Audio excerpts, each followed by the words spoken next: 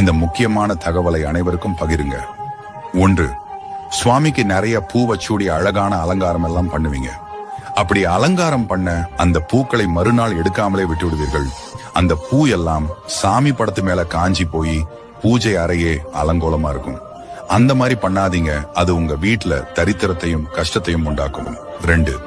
வீட்டுல அசைவம் சாப்பிடக்குள்ள பூஜை அறையை மூடிடுங்க. அப்படி செய்வது ரொம்ப நல்லது. 3. பூஜை விளக்குல பச்சை நிறத்துல எண்ணெய் இருக்கக்கூடாது. ஒவ்வொரு வியாழக்கிழமையும் நம்ம வீட்டில் உள்ள விளக்கை சுத்தம் செய்ய வேண்டும். எப்பொழுதுமே நமது பூஜை அறை சுத்தமாக வைத்துக் கொள்ள வேண்டும். இதுவே நம் வீட்டில் லட்சுமி கடாட்சத்தையும் செல்வத்தையும் வாரி வழங்கும்படியாகும்.